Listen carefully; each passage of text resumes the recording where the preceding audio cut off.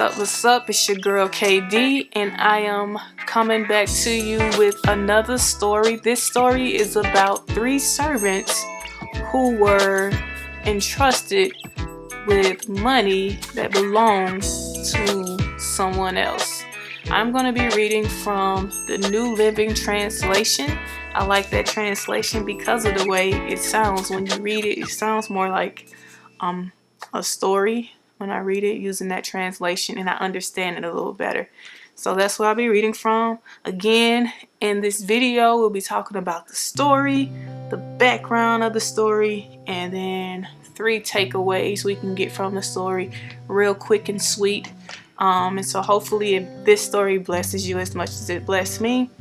It's been one of the most impactful stories most recently for me. So here we go. Without further ado, Parable of the 3 Servants. Again, the kingdom of heaven can be described or illustrated by the story of a man going on a long trip. He called together his servants and entrusted his money to them while he was gone. He gave 5 bags of silver to one, 2 bags of silver to another, and 1 bag of silver to the last, dividing it up into proportion to their abilities. He then left on his trip. The servant who received the 5 bags of silver began to invest the money and earned 5 more. The servant with 2 bags of silver also went to work and earned 2 more. But the servant who received the 1 bag of silver dug a hole in the ground and hid the master's money. After a long time, their master returned from his trip and called them to give an account of how they had used his money. The servant to whom he had entrusted the 5 bags of silver came forward with 5 more and said, "Master, you gave me 5 bags of silver to invest, and I have earned 5 more." The master was full of praise. "Well done, my good and faithful servant. You have been faithful in handling this small amount, so now I will give you many more responsibilities. Let's celebrate together." The servant who had received the 2 bags of silver came forward and said, "Master, you gave me 2 bags of silver to invest, and I have earned 2 more." The master said, "Well done, my good and faithful servant.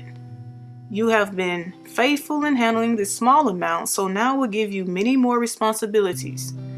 Let's celebrate together."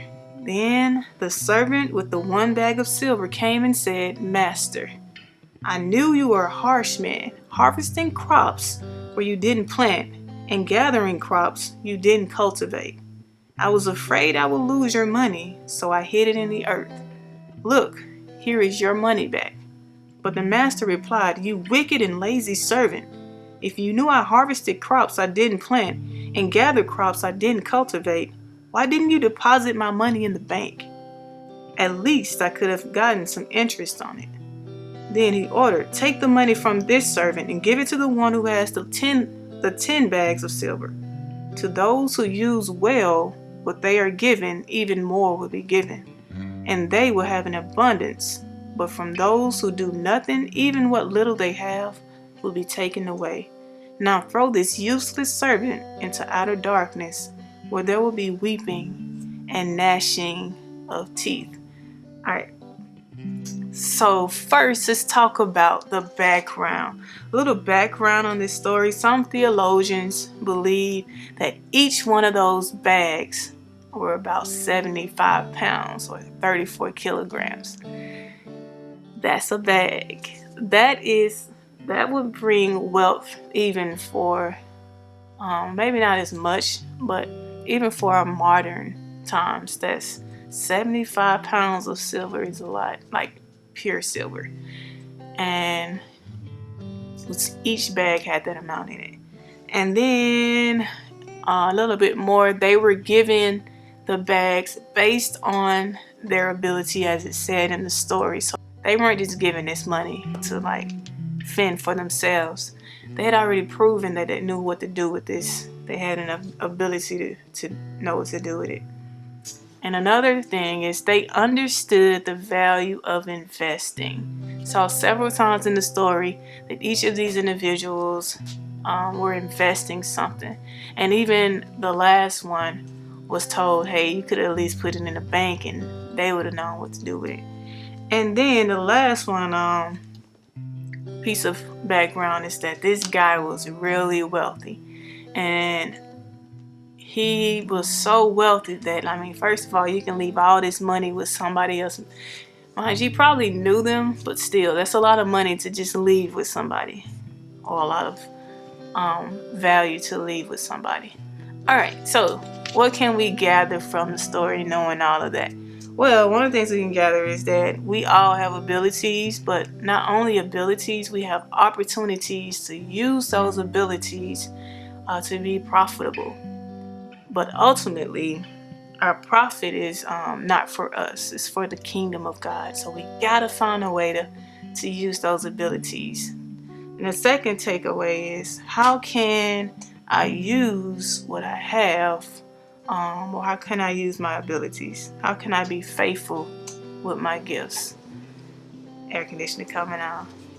I think the first thing we need to know is that this is a kingdom investment. Like, when we're being faithful with our gifts, this is not just for now, it's a kingdom investment. If you believe in the kingdom of God, the kingdom of heaven, that's why this story exists. That's why he's telling the story, at least. If we believe that, and we know that this is not just our abilities, our opportunities, our value, our return on our investments is not just for now, it's for the kingdom of God. And then the third thing, which is what impacted me the most, fear is not acceptable. It is not an acceptable excuse to do nothing. All right. So this last guy, is probably one of the most impactful stories. Yes, the first two, they did really well, but the last guy is kind of like a warning. Like, hey, just because you brought back to me what I gave you doesn't mean you did well. In his mind, he was thinking, hey, at the least, I need to bring this guy back. Just give him back what I owe. Like, give him back what he gave me. That's enough. But this guy says that he is useless if that's all he can do. It's just return what he was given.